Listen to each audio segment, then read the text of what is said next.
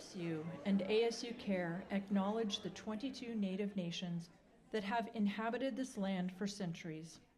Arizona State University's 4 campuses and ASU Kerr are located in the Salt River Valley on ancestral territories of indigenous peoples, including the Acamel A'atum and Peeposh Indian communities, whose care and keeping of these lands allow us to be here today. We acknowledge the sovereignty of these nations and seek to foster an environment of success and possibility for Native American patrons and communities. Good morning. That was fun. That'll wake you up. So thanks very much for coming out this morning for our wonderful Coffee at Kerr. This is a series that we've been running for many, many years. Those of you who've been coming for many years have grown to love it, and we keep this happening for you. My name is Tracy Mason. I'm the general manager here at ASU Kerr, and so again, thanks so much for coming out here. I just want to mention a couple of things. One is, let's thank Renegade Coffee for the wonderful coffee cake and coffee. So that is a sponsorship, and we hope that you will stop by Renegade, right down McDonald, and get some food, coffee, beer, wine. They are a wonderful place to get food, and I stop there for lunch quite often. And if this is your first time here, the restroom is right back that direction. We hope that you will please turn off your devices.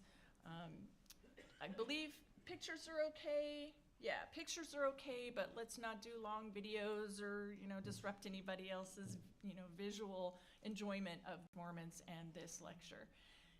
Also, if you are not signed up for our e-blasts and you are computer savvy and you like getting your e-blasts, we only send them out about every 2 weeks, but you get to see what's coming up, the wonderful events that we have, and of course, that is one of the ways that you can help this place thrive and keep going. And one of those things that helps us keep this series going is your $5 suggested donation. Now, we know not everybody can do that, and we appreciate that, and that's why we haven't raised that suggested donation for all these years. But it does help keep the lights on, it helps keep our staff being able to serve you, and so we hope that if you can, if your pocketbook can do that, that is greatly appreciated. And of course, if there's any more to be had by ASU Kerr from your pocketbook, we would greatly appreciate that as well. But there are other ways you can help. We are trying to build our volunteer community. So if you would like to give Susan Rubin a call or an email, stop by the box office, ask Monica how you can join our volunteer community. We would greatly appreciate that as well. And of course, your advocacy, telling your friends, your neighbors, your salon, wherever you can talk about ASU Kerr. Since we don't have that really great visibility on Scottsdale Road, we rely on your verbal help. So with that being said, I would like to now introduce Arizona Opera. Thanks so much.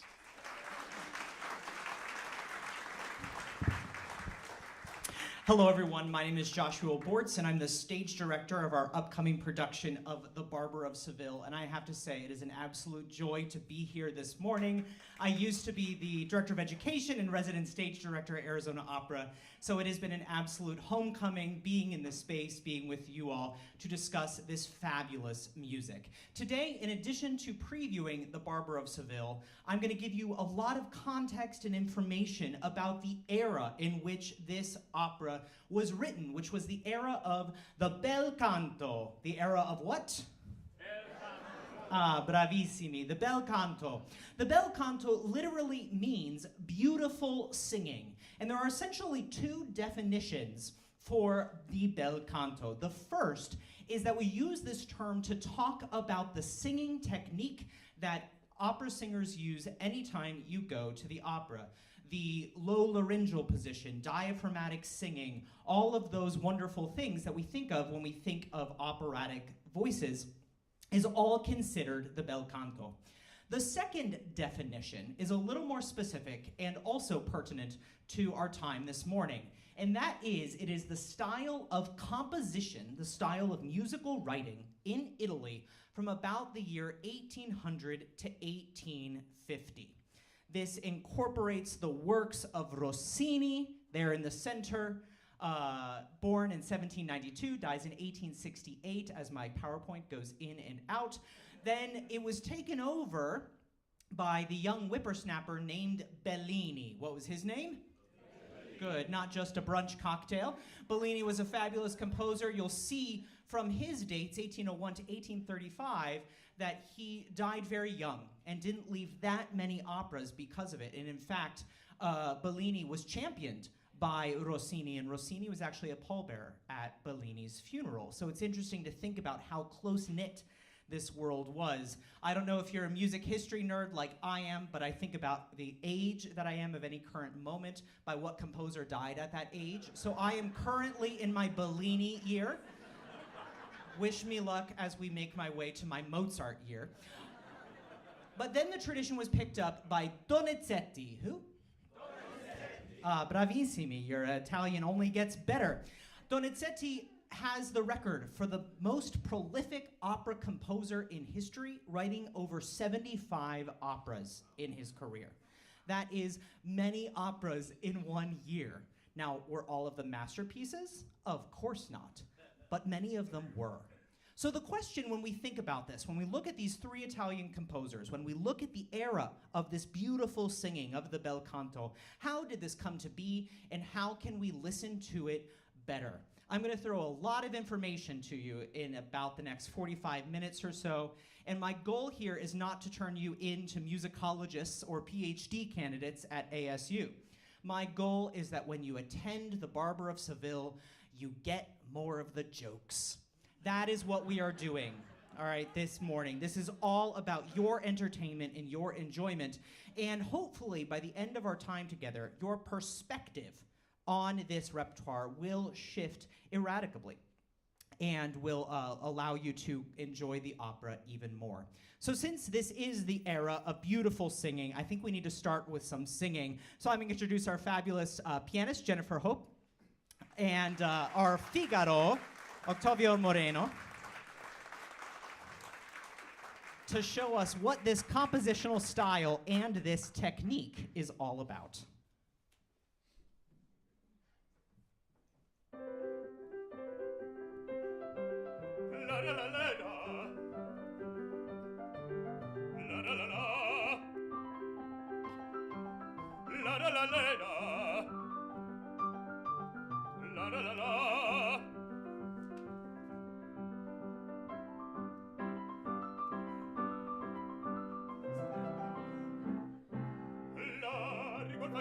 Della città d'Arrigo, la la la la la la la la, presto bottega che la beggia, presto, la la la la la la la la,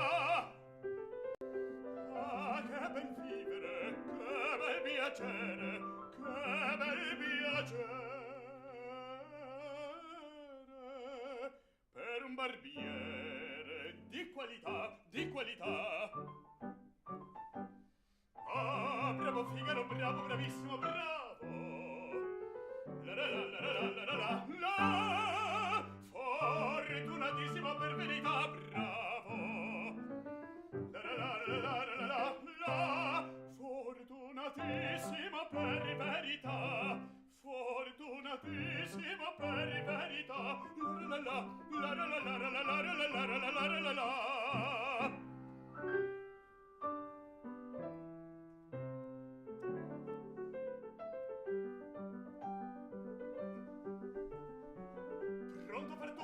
Del giorno, sempre d'intorno in giro sta, milir cucagna per un barbiere, vita più nobile non si dà. La la la la la la la la la la la la la. Rasori e pettini, lancette e forbici, al mio comando tutto qui sta. Lancette e forbici, rasori e pettini, al mio comando tutto qui sta. Bella risorsa, poi del mestiere, la donnetta col cavaliere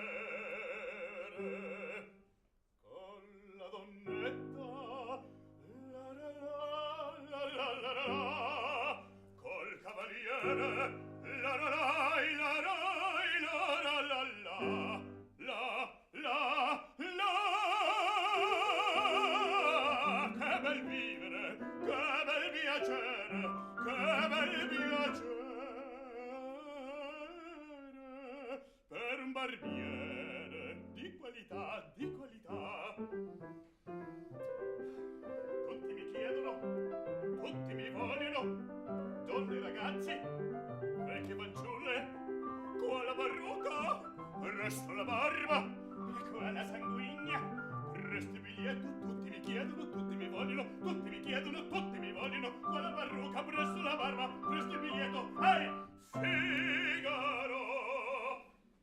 Figaro! Figaro, Figaro, Figaro, Figaro, Figaro, Figaro, Figaro!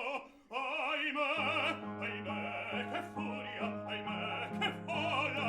Uno alla volta, per carità, per carità, per carità! Uno alla volta, uno alla volta, uno alla volta, per carità!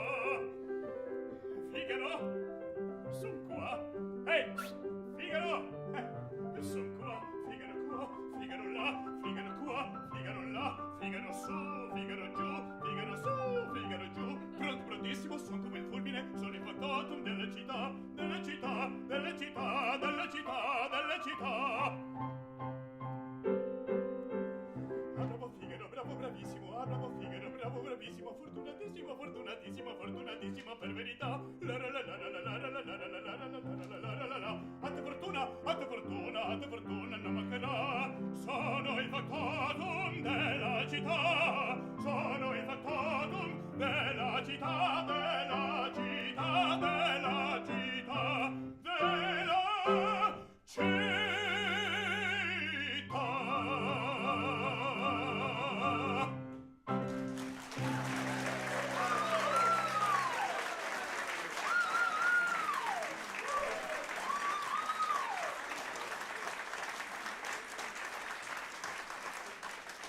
And that, my friends and music scholars, is what the bel canto sounds like. Both the singing technique and the style. So how did this thing come to be? Well, what's interesting to me is that when you ask many opera lovers about the bel canto, they get kind of misty-eyed, and they're like, oh, that's the height of opera-ness. Whether it's Lucia di Lammermoor, the tragic story of Lucia, or the Elixir of Love, or the Barber of Seville, or La Cenerentola, the Cinderella story as rendered by Rossini, Norma and the Druid priestess, this is the height of operadom. And yet, if you asked an Italian during this time period, they would have laughed right in your face if you said to them that they were living through one of the golden ages of Italian singing and Italian music making. Because the fact of the matter is that during this time period, Italy was in catastrophic crisis. And I think it is worth paying attention to the fact that the bel canto comes of age and comes into existence during a time of crisis, not a time of kind of a utopia, quite the opposite. Italy was in crisis on three kind of big fronts. First of all, it was in political crisis. During this period of the 1800s, Italy was largely under foreign occupation. In fact, Giuseppe Verdi, again, the height of Italian opera-ness, was born technically a French citizen because of how Napoleon had taken over large parts of Italy. You also have various parts of the Austro-Hungarian Empire, you have the Spanish, you have the Papal States, you have all of these different regions of Italy that were not politically united. What a lot of people don't realize is that Italy as a nation is about 100 years younger than the United States. Unification not happening in Italy until around the year 1871. And so, during this time period, the idea of Italy itself as a country was as far from a reality as possible. It led to a rise of nationalism in Italy that we call the Risorgimento. The what? Excellent. It was this national movement to create Italy. And we need to think about 19th century nationalism a little differently than we think of 20th or 21st century nationalism. This nationalism was ultimately optimistic. It was about overthrowing oppression to create nations that made sense culturally and linguistically. And Italy was a part of this. So they were in political crisis during this time period, leading to the rise of the Italian national state. Secondly, they were in economic crisis. Because they were largely under foreign rule, it meant that they did not get the benefits of the Industrial Revolution the way that other parts of Western Europe did. So up until the year 1870, a vast majority of Italians were agrarian at a time when the rest of Western Europe was rapidly urbanizing. So they were not getting the economic benefits of their age either. This then led to the third point of crisis, which was cultural crisis. Because if you know your art history, if you know your music history, you know that Italy, for centuries, was on the vanguard of artistic creation in Western culture. After all, they invented the opera, they invented the symphony, they invented, depending who you talk to, the Renaissance. All kinds of different things were created. My apologies, by the way, about the screen going off and on. We're just gonna keep going. They invented all of these things, and everyone looked to the Italians as art makers. But by the time we get to the end of the 1700s, what composers are now leading the way? Beethoven, Mozart, Haydn. Are those Italians? Nope. So suddenly the Germans, the Austrians, they are the ones who are bringing music forward. So what are the Italians to do? They want to assert their national and political identity. They want to reclaim the spot that they have lost as great art makers. They don't have the economic advantages of places like Paris and London. And so they begin to do what they do best. And they focus on one thing. And pizza, two things. They focus on two things. One of them is they focus on the human voice, on the bel canto.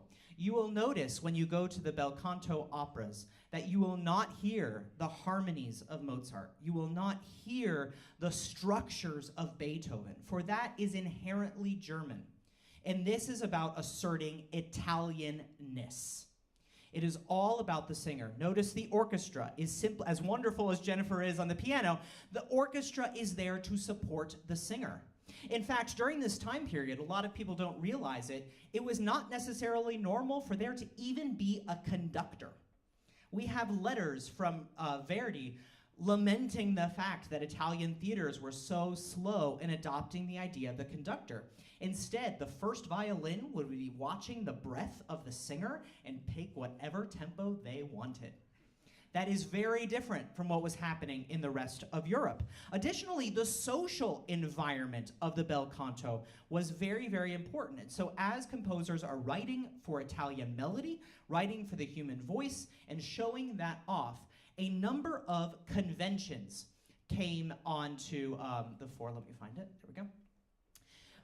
That governed the way that these operas progressed. Now, a convention in art is a rule or an expectation that the audience has, that they expect when they go to the theater. And we have these today. Every kind of art has conventions. And in many ways, thinking about the bel canto, the way that we think about kind of going to the movies is a very comparable experience. So if you're gonna take your kids or your grandkids to a Disney movie, there are certain conventions, there are certain expectations that you have. You expect it to have a happy ending, right? Yeah, you expect it to be relatively lighthearted, right? Not that there can't be serious moments, but you're expecting this to be kid-friendly, right? You're expecting it to maybe include songs or be some kind of musical, and where magic can happen, where animals can talk, right? Are these all things that you would expect from a Disney movie? Yeah, totally. So if you take your grandkids to a Disney movie and the screen the movie begins and you have an animation of like a 40-year-old stockbroker who's like been working till 4 in the morning and he's like, what even is the nature of life, you know? You're laughing because is that what we would expect? No, absolutely not. And so there were many of these conventions, many of these expectations that were built up around the bel canto. And understanding these conventions helps you get more of the jokes. It helps you get more into the feeling of what this whole thing is about. Let's start with the audience experience, and I'm gonna kind of walk you through attending a bel canto opera from the perspective of an Italian audience member during this time period, and I think this will radically shift the way you think about attending these operas. First of all, the way that we are experiencing our time together this morning is antithetical to the bel canto. Why? The house lights are dim. The only lights are on me, and you all are sitting there in rapture, listening to me talk. That has nothing to do with the bel canto. The house lights would be up. You would be coming to the opera night after night after night. After all, you're asserting your Italianness when such a thing was barely in existence by coming to the theater, coming to the opera to hear Italian singing. And so you'd be talking. You'd be gossiping. If you had a box, you would be gambling. You'd be closing the curtains and doing things that I won't talk about in polite society. That's the world of the bel canto. And so it is about this back and forth between singer and audience in getting their attention, in helping to build the opera in such a way that it allows this social dynamic to play out. And we'll see how that happens in just a minute. But before we do, here's my first big takeaway for our time this morning. How many of you have ever shushed someone in a theater because they were opening their candy too loudly? Or their cookie? Yes. When you go to the bel canto, don't do it. If someone is unwrapping a cookie that they got at intermission or something, don't shush them. Ask if you can have some. That is actually the way to experience bel canto opera. This idea of sitting with the house lights dim in rapture to the kind of glories of the music has nothing to do with the way that these operas were performed or meant to be performed. This is inherently social, this is inherently human, as you are sharing the breath with the people around you and the singers. Technology and recordings have done amazing things for opera. It's also done a lot of damage, and one of them is it's kind of instilled this idea of kind of lifting opera up on this pedestal that was never meant to really be there in the first place. So when you would go to these performances during the bel canto, you would start with a long overture, 6, 7, 8 minutes long. And they were in multi-movements, and in fact, it's the Italian opera overture that gave rise to the multi-part symphony. So if you enjoy symphonies, you enjoy opera overtures. And in the works of Rossini, at the end, you know you're coming to the conclusion because we get a great Rossini crescendo. This is a technique that Rossini used where he would alternate two chords, the tonic and the dominant, in quick, rapid succession, with the time between those chords getting slower or closer and closer together. Da da da da da da da da da da da da da da da da da da da. Yay! That's the Rossini crescendo. This is one of the great innovations of Rossini, bringing energy and vitality to a form of musical expression that was on the brink during this era of crisis. After your big overture, the Barber of Seville overture being a great example of this, you then get an opening chorus that'll be relatively folk song-like, relatively hummable. You'll meet some secondary characters, and only then will your principal cast step forward to sing their first arias or songs. In the Barber of Seville, this takes about from the beginning of the overture to the introduction of the Count Almaviva. This is about a 12-minute process. Some bel canto operas, this can be a 25 or 30-minute process. Why? How many of you have been to Italy? Do you think the Italians are in their seats? No, absolutely not. It took about 20 minutes for them to kind of work their way through the lobby to get there. The idea of sitting there for Rossini's overture, waiting with bated breath, has nothing to do with the way that these operas were originally performed. They were literal curtain warmers, and it took a while for the audience to get there. So you don't want the plot advancing too quickly. So when you go to the bel canto today, yes, we lower the house lights, yes, we sit listening to the singers, but lower your expectations at the pace at which these operas will progress, for it was written for a very different performance etiquette. You then get into your arias and your duets and your ensembles as the opera takes off. And these arias followed a very strict kind of formula. And this allowed our composers to write very fast. One of the great things about rules and conventions and structures in music is that composers can rapidly create. And so, I'm going to now invite Veronique, who's playing one of our Rosinas opposite Octavio, to sing through an aria. And I want to introduce you to the 4 big parts. I'm going to interrupt her, which I know is anathema, but it's helpful in identifying the 4 basic parts of our opera. I want to introduce you to opera arias. I want to introduce you to the 2 principal parts first. Now, I have graduate degrees in opera, degrees in music history, so I've spent years studying this, and I want to introduce you to the formula. Are you ready? This is really advanced. The 2 big parts of a bel canto aria: slow, fast.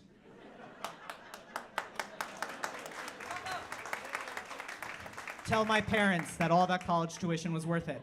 You always start with a slow section called a cantabile. A what? Slow, lyrical, beautiful singing with that wonderful legato, that wonderful connectedness of notes. The fast section is then called the cabaletta. The what?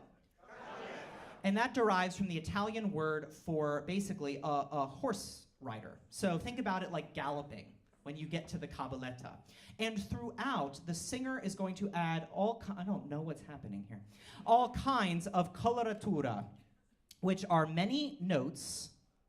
Well, there's my desktop. We're going to put that away.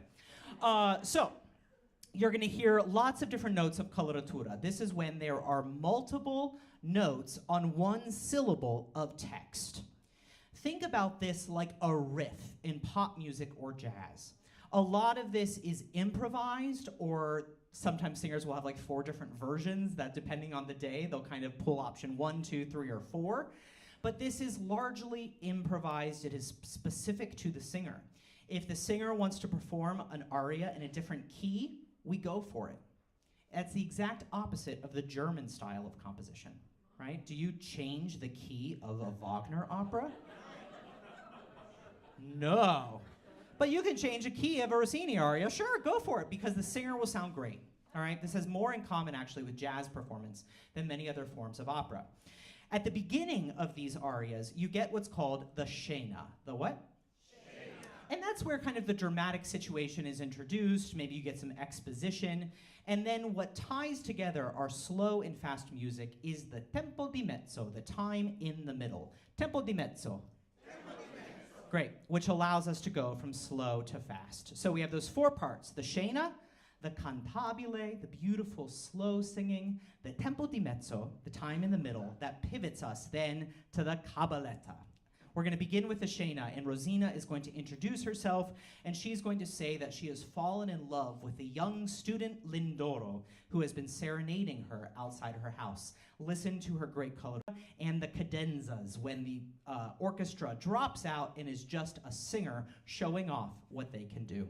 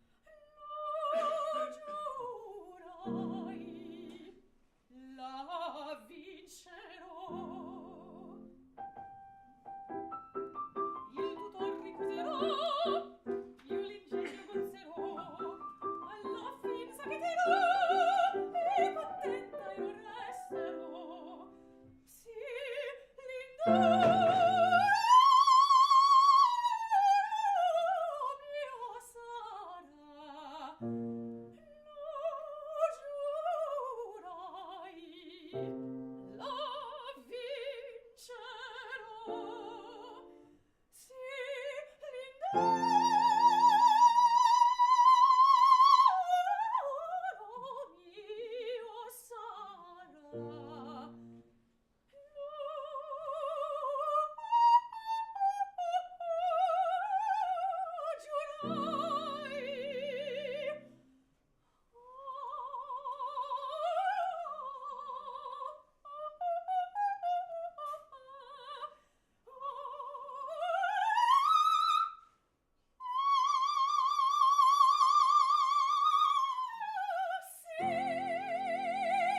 right there. So we are now. Yes, we can applaud though. So we've now gotten to the end of our Shena. Rosina has introduced herself and what she wants. She wants to fall in love and marry Lindoro. We're now going to move into that slow cantabile and that cadenza there at the end where Jennifer just stopped playing and Veronique was showing off what she can do with her voice is always the pivot point as we now move into the slow lyrical section where she is going to say that she is sweet and kind and she does what her caretakers want and she's the perfect little girl.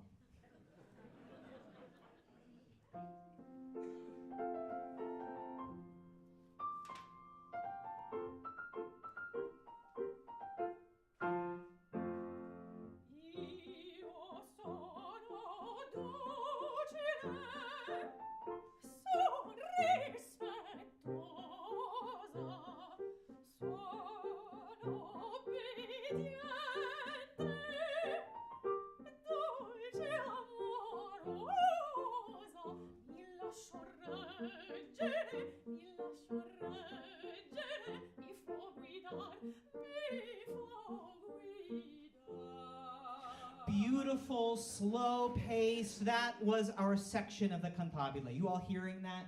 Yeah, and if you paid attention what Jennifer is doing, boom, boom, boom, boom, boom, boom, just there.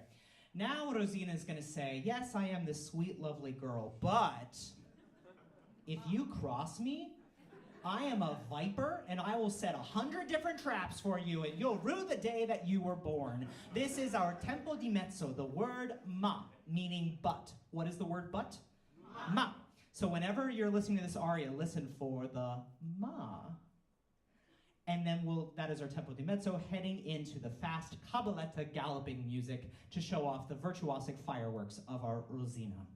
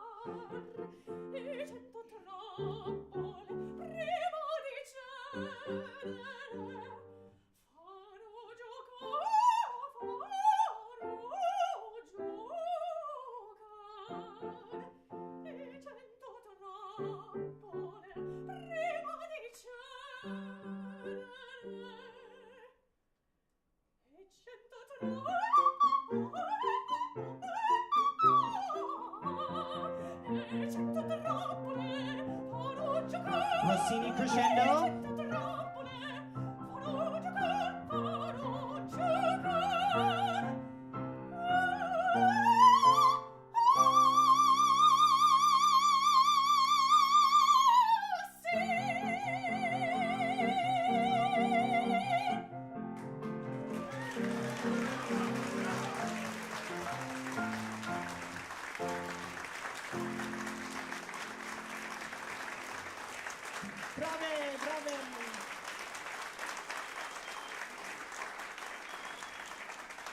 Veronique, before you leave our glorious staged carpet, so how many notes of there, what percentage were actually written by Rossini? Like 40? Yeah, like 40% of what you heard is actually there on the page written by Rossini. That's how much variation there is from singer to singer, and how much improvisation there can be in these operas. Much of what we take for granted is actually not there on the page at all. This is a living, breathing tradition of singers doing what they do best.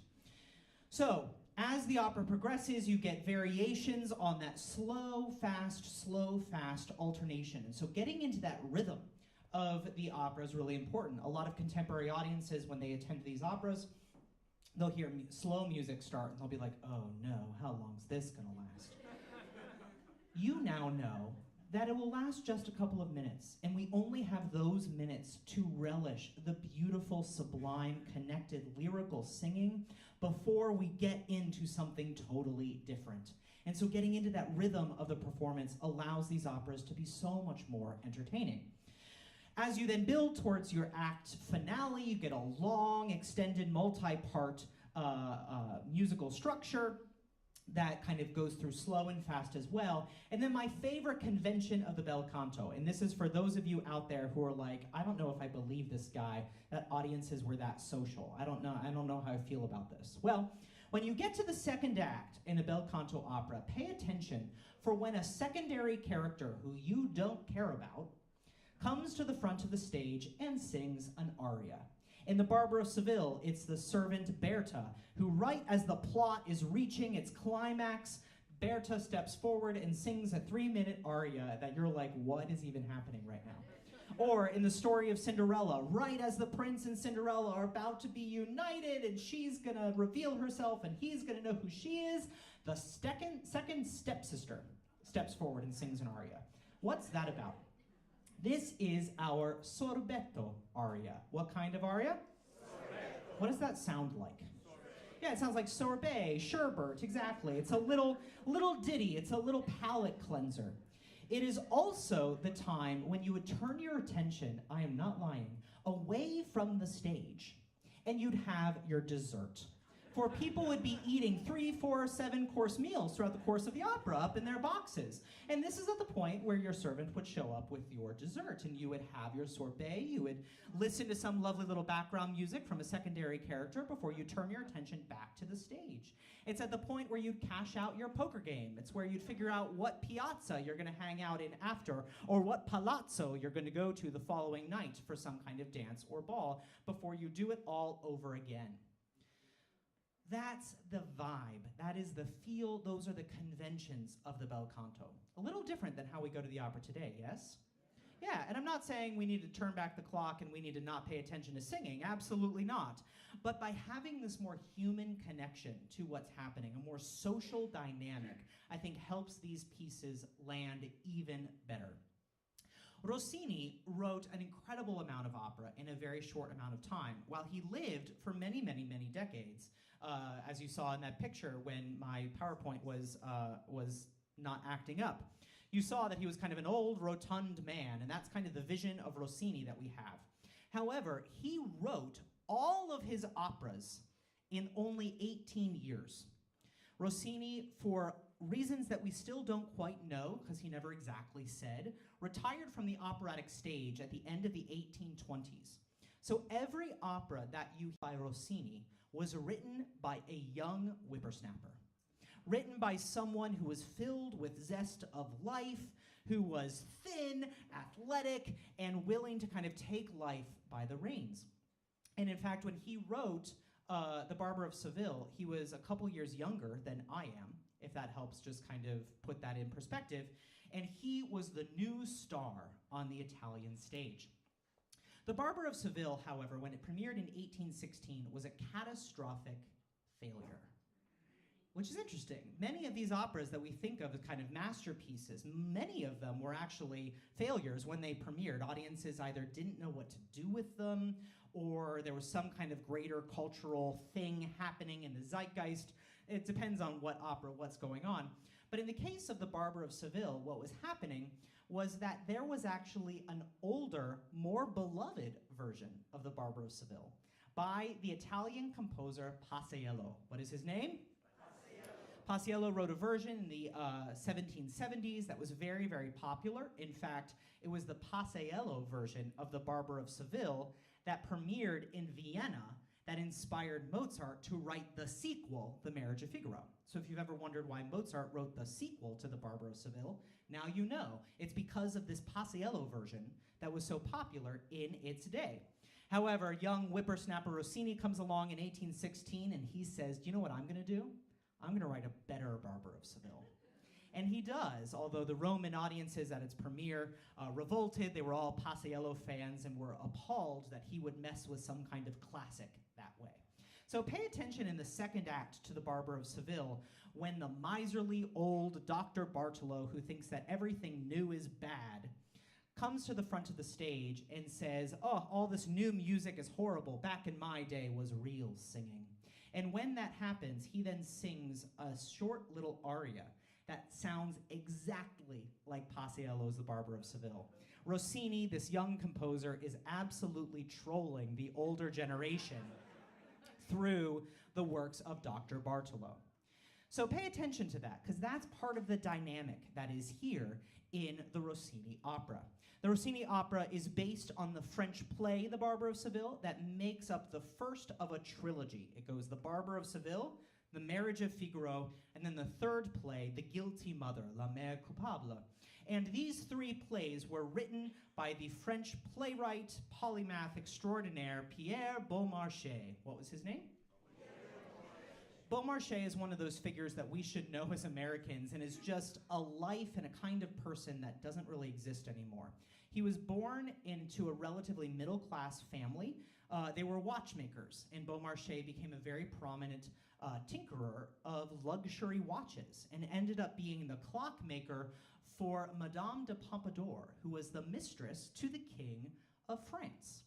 Through that, he ended up being integral into the court of France. He ended up being a diplomat, a spy.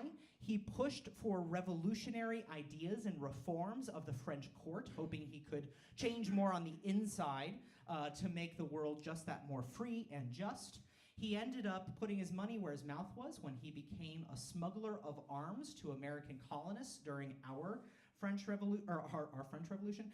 revolution, and ended up being partially responsible for the French showing up on time for the Battle of Yorktown. So that's Beaumarchais. And he wrote these plays. These plays were revolutionary in their content. The character you met at the very beginning, Figaro, is a servant who has many thoughts about the aristocracy. He has many thoughts about the way that the world works and the privileges of those above him. And so while in the operas, much of the content has to be due to censorship of the time, had to be exercised or cut out, know that audiences knew the revolutionary content here. They knew that the friendship that you see between Figaro and the Count Almaviva, this buddy comedy that kind of develops, was all about showing the equality of the hierarchy. And in fact, as the Figaro trilogy progresses, that's actually where the story gets, is equality between Figaro and the Count as all kind of social and cultural constructs fall away. This was politically charged, and these plays were largely banned across large swaths of Western Europe. If you paid attention to art history, though, what happens to your ticket sales and your book publishing deals once you get banned? Go way up, right? So everyone knew the Figaro plays. So these became perfect vehicles for operatic adaptation. So keep that idea in mind, that these were political plays. These are political stories. I don't mean partisan, I mean political. And all opera has a political bent, all about how do we live together and how do we make our society better, or how do we point out the problems that are often lurking in plain sight. And the Barber of Seville is a great example of that. The story of the Barber of Seville is very complicated, but the narrative is quite simple, and it is this. The Count Almaviva has fallen madly in love with the young Rosina. There's a problem, though. Rosina is the ward, meaning a young woman under the care of an older, either family protector or something like that, family friend, until she comes of age and therefore comes into her dowry and her inheritance. and therefore can get married. The Count Almaviva has followed her from Madrid and has been serenading her under her window night after night after night ad nauseum. The definition of insanity is doing the same thing over and over again and expecting a different result, and here we have the Count doing that. Everything, however, changes when his friend Figaro, his former servant, arrives, and the two begin to work together to get Rosina out of the house.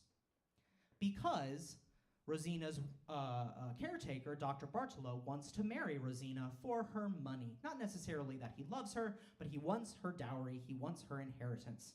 So the whole plot of The Barber of Seville is how do we get Rosina out of the house? That's it. That's all you need to know.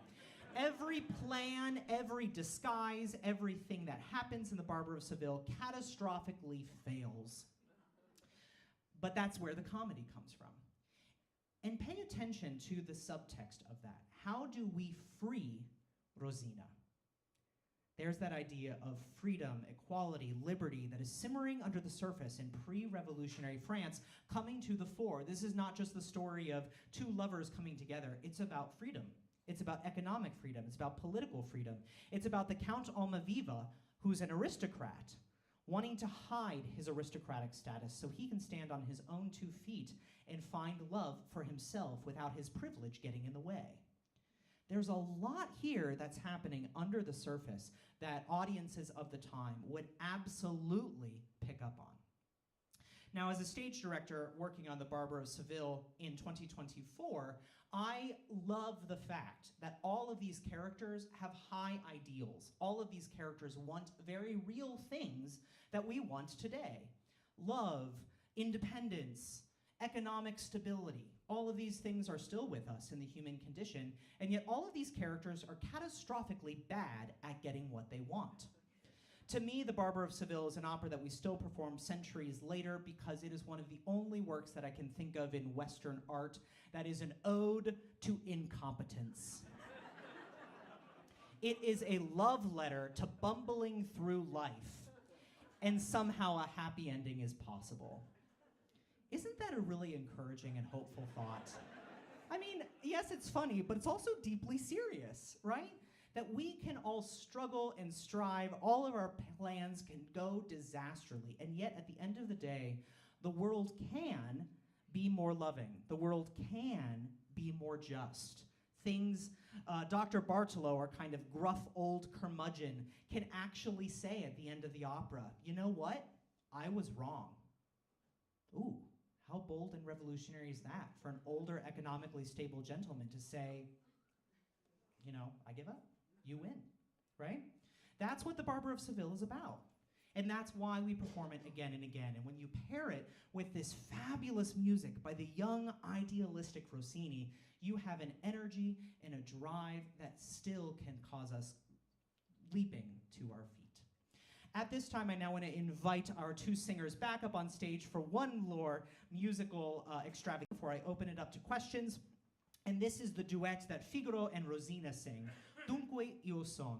And in this duet, the character of Figaro has arrived in Rosina's room, and he's asking her to write a letter, a love letter to the Count, who's disguised as the student Lindoro, to say, yes, I want to marry you, get me out of the house. Well, it turns out that she's already written it. And so she's 5 steps ahead of him without him even realizing it. And at the end of this duet, the status of these 2 characters switch. As we go from our cantabile to our cabaletta, slow to fast, we get this shift in Figaro thinking he's totally in control to realizing that Rosina is the one who's absolutely driving the bus. Here is Dunque io son.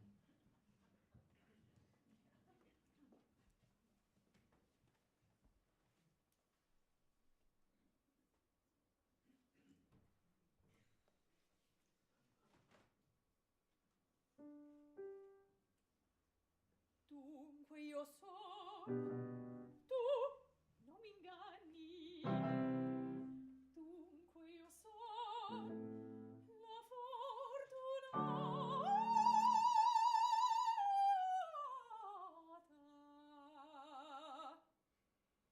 Già ve l'ero immaginata, lo sapevo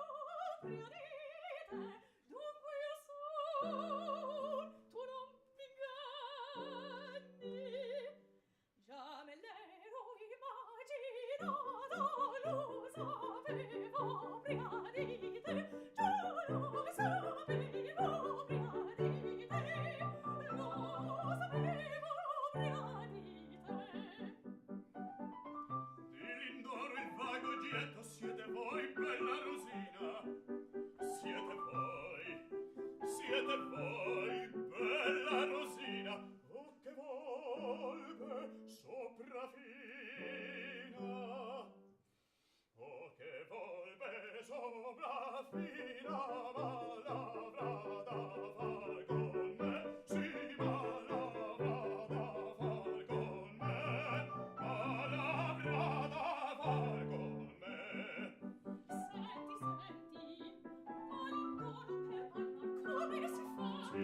Senti, qual il tono per parlar, come si fa? Zitto, zitto, qui l'indoro per parlarvi onor sarà. Zitto, zitto, qui l'indoro per parlarvi onor sarà. Per parlarmi, bravo, venga pur ma con prudenza. Io già moro di pazienza, ma che tarda, cosa fa? Egli attende qualche segno, poveri del vostro affetto. Sol 2 righe di biglietto, sol 2 righe di biglietto, li mandate, qui verrà, li mandate, e qui verrà, li mandate, qui verrà. Che ne dite? Non vorrei, Su, coraggio, non saprei, sol 2 righe. mi vergogno. Ma di che? Si sa. Presto con biglietto. Un biglietto, Ma sì. eccolo qua. Già? Era scritto. Che bestia, che bestia. Il maestro faccio a lei. Fortunati affetti miei, io comincio a respirar. Ah, che in cattedra costei di malizia può dettar. Tu solo amor, tu sei che mi devi consolar. Che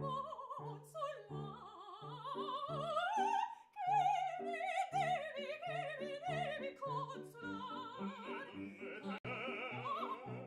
Tu sei che mi devi consolar.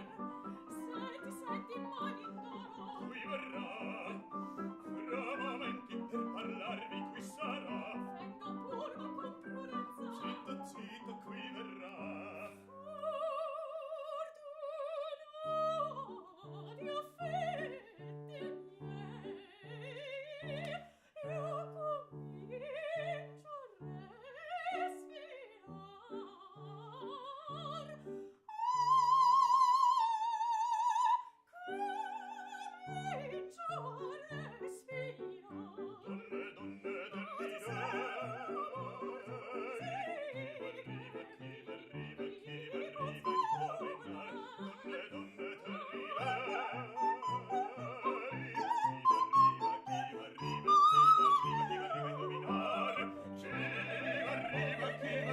Donne del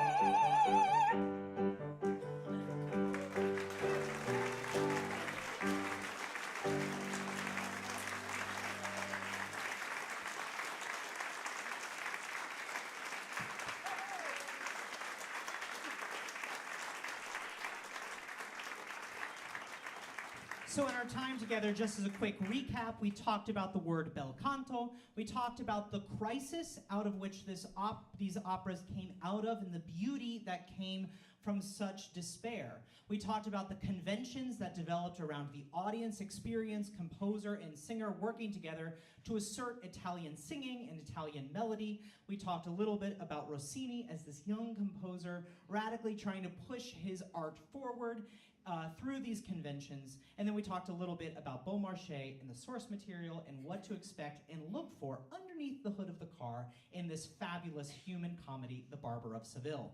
With all of that said, questions?